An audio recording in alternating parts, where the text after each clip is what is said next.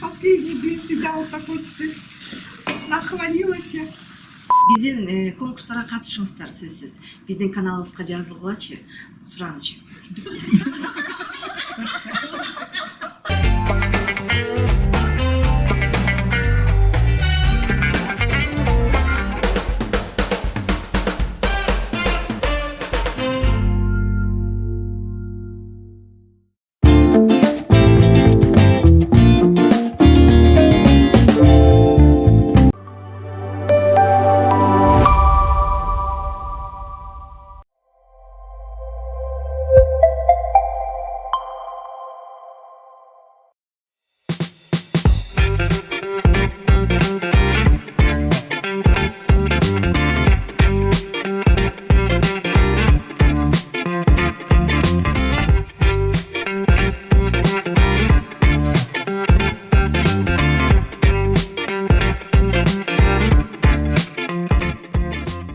Саламатсыздарбы, урматтуу телекөрүүчүлөр.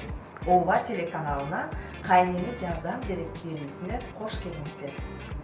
Бүгүн биз блинчик жасайын деп чечтик. Башкача айтканда куймак. Ага бизге сүт керек, жумуртка керек, un, туз, шекер, май. Анда эмесе баштадык.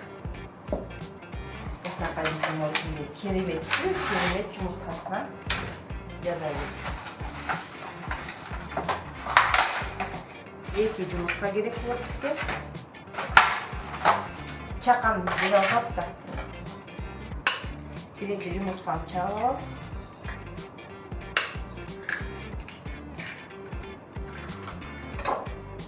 Ичине туз салабыз.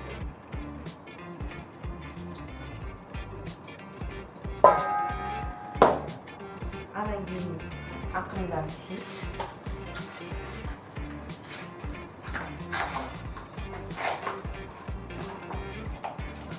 Sütten koyup akılına çarpalım.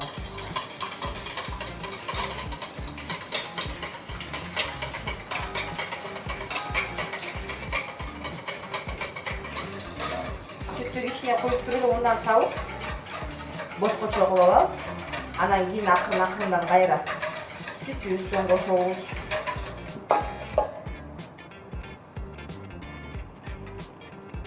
Undu da göz ölçümlerine salabız. 200 gramday жетиштүү.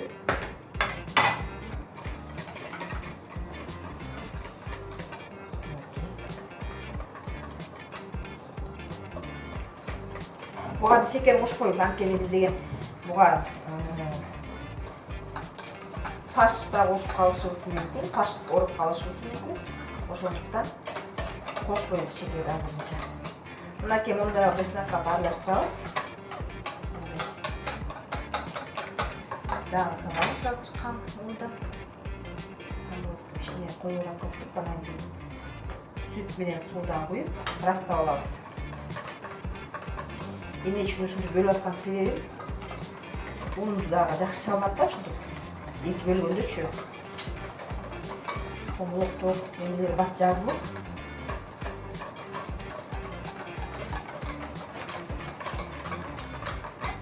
Буга сөзсүз бир 2 чоң кашыктай же болбосо 3 чоң кашыктай растительный өсүмдүк майына коябыз.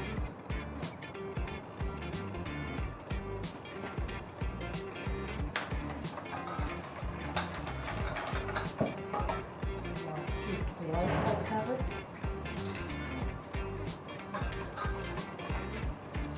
Anan keyin bu kişineki emesi var. Көбүнчүлөр сода кошушат, же болбосо разрыхлитель кошушат. Мен болсо алардын ордуна ичине мындай жакшынакай сахата деген фирманын газдалган соусуна коюп коём. Сода уксусунун ордуна разрыхлитель ордуна ушуларды жакшы болот да.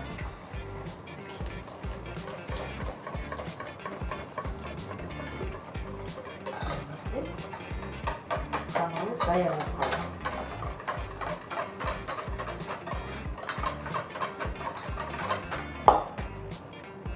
Hamuru çok mutlu çaktı.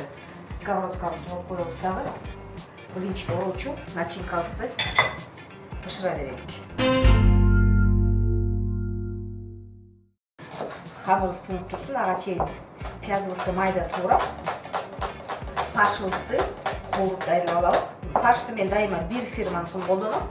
Мастер Фрост деген дайыма жакшы чыгат. Даамы да жакшы, таза. Бул дагы тез даяр болчу. Эртеңки тамактанууга эң ыңгайлуу тамактардын бири деп айтса болот. Булар дагы бул тамактар орустарга, таамдык тамактардын бири. Ким кандай каалаган деп жатат. Мисалы бир малда бир эки түрлүү, үч түрлүү дайындап коет. Каш менен, быштак менен, же болбосо жөн эле бал, каймак менен деле болот да. Мынакей биздин жакшынакай мындай фаршыбыз бар. Ошону коолуп дайындап алалык.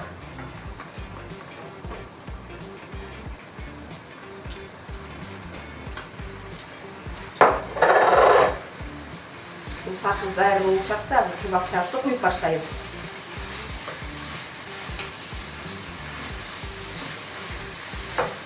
Мынакей мен тиги айтып кеткендей эле, блинчикке 2-3 түрлүү кылып жасаган жакшы көрөм начинкасын. 3 балама 3 түрлүү кылып жасаган жакшы көрөм. Бирөө эт менен жакшы көрсө, бирөө каймак менен жакшы көрөт, бирөө жөн эле быштак менен жакшы көрөт дегендей. Мен болсо жөн эле бал менен жеп алган жакшы көрөм. Бир эле учурда 2-3 түрлүү тамак дайындап койгонго мүмкүнчүлүгүбүз бар. Мынакей бул курулуп турсун. Ага чейин сковородкабызды ысытып алалык. İçine tuz salып koyuyoruz.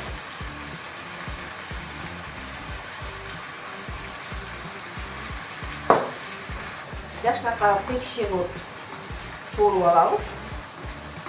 Ушундай сонун тамактар жасоого биздин Мечта компаниясы ар бир кожойкенин каалоосуна сонун идишактарды тартуулады. Атайын блинчиктин да сковородкасы бар экен, казанчалары бар экен, түрлүү сапаты дагы жогорку деңгээлде экен. Мага абдан жакты. Сонун экен, муну курулуп турсун. Ага чейин биз камырыбызды бөлүп алалык. Камырыбызды жакшынакай сковородкабызга кичине суук майдан куюп алабыз.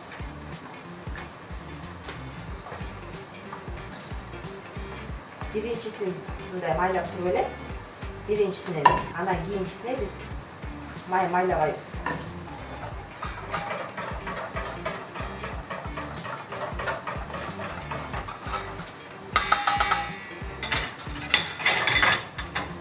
Бул фаршыбызга кичине суу куюп койсок деле болот. Бирок сүт бар болсо, сүттөн куюп койсок, жумшак, жакшынакай болуп демделип турат. Демделип турчакты. Биз блинчиктерибизди куюп алабыз. Биздин камырыбызды көрүп алабыз, жакшынакай болуп да, дайыр болуп турат. Сковородкабыз ысып калды. Баарын бир өлчөмдө куябыз. Ысык сковородканын ортосуна куюп, текши кылып, тегеретип коюп алабыз. Мен ушу жакшы көрөм да, ушундай газдалган суу менен жасагандычы. Четтеримди кызарып баштаганда эле акырын-акырын эле аң тарганга дайырлай беребиз.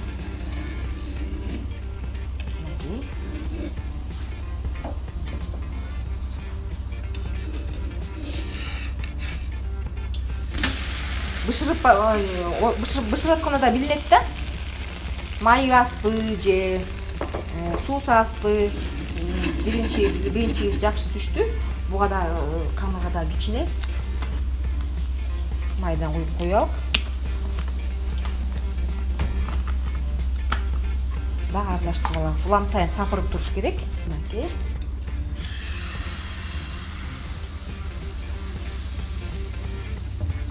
Жакшы ысытылган сковородкага бат эле дайыр болот.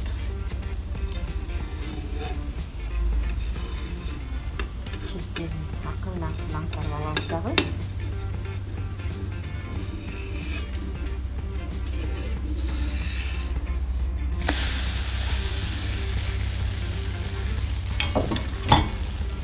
үйүнө чөптү уюлуп калбасын, сапырып тургула камырыңар унутпай.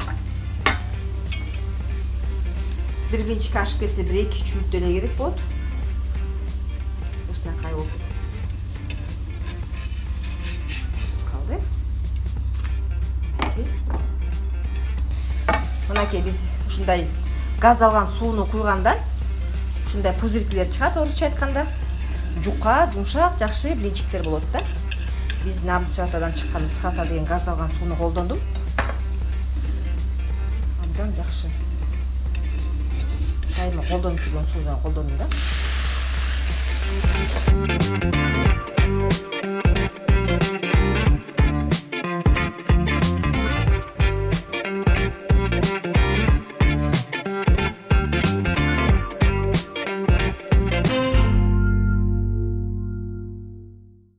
Мынакей урматтуу биздин көрүүчүлөр, блинчигибиз даяр болуп калды. Азыр буга начинкаларын оройбуз. Анын астында конкурстардын шарттарын айтып кетейин. Биринчи суроо. Белая река компаниясы канчанчы жылы негизделген? Экинчи суроо. Эмне үчүн Белая река деп айтылып калган? Ким биринчи туура жоопту бизге берсе, ошого биз жакшынакай момундай белектерди тапшырабыз. Андыктан шашылыңыздар, күтөбүз жоопторду. Мынакей жакшынакай мындай быштагыбызды алабыз. Мунун ичинде изюм менен таптыр экен. 2 түрлүү алабыз азырынча. Ортосуна коебуз. Сөзсүз. Дөп.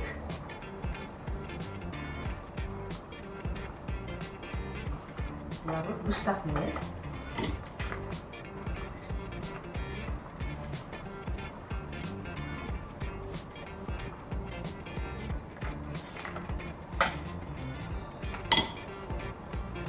Быштакты изюм менен кичинекей балама жасап атам.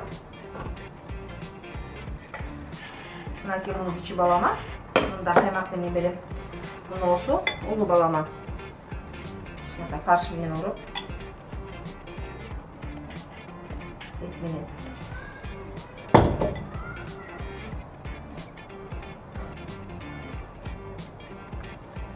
ойбуз, тыкыз кылып чачырап кетпесин.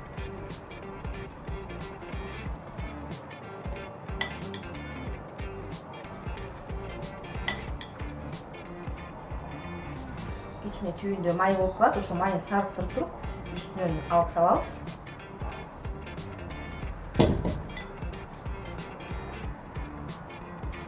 Тез, бат, ысык, даамдуу тамактарыбыз даяр. Мынакей биздин блинчиктерибиз даяр болду. Мен ушундай жакшынакай каймак салып коем. Белая реканын сонун каймагын дайыма колдоном. Мынакей бири түрүндө быштак менен, бир түрүндө эт менен, бир түрүндө жөн эле. Мынакей бир учурда эле биз 3 түрлүү блинчикти даярдап койдук. Биринчиси фарш менен, жакшынакай биздин Белая река компаниянын быштагы менен, анан кийин жөнөкөй эле каймак менен Белая реканын, же болбосо бал менен жесеңиздер болот. Андыктан биздин жаш долбоорубузга кайнене жардам берет деген долбоорубузга жакшы колдоо билдирип жаткан 501 плитка гастробарга чоң ыраазычылыкты билдиребиз. Жакшынакай момундай биздин сүт азыктарын берген Белая река компаниясына билдиребиз, Алия компаниясына, жакшынакай идиш аяктарды бизге сунуштаган, белек кылып берген Мечта деген компанияга дагы чоң ыраазычылык. Бизди дагы колдогон көп инсандарга да ыраазычылык. Силер дагы биздин жакшынакай долбоорубузга катышып, комментарийлерди жазып, жакшынакай лайктарды басып, бизди колдоп турсаңар, биз абдан ыраазы болобуз. Эмкиде кайсы тамакты көргүңүздөр келет, кайсы улуттун тамактарын жазайлык. Ошонун баарын силердин оюңарды угуп биз дагы жасаганга аракет кылабыз. Ар бир кожойкелерге, жаш келиндерге ушундай ашпозчулардын колубуздан келген жакшы сырларын ачып берүүгө дагы аракет жасайбыз.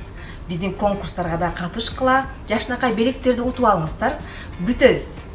Эмкиди көрүшкөнгө чейин жакшы калыңыздар.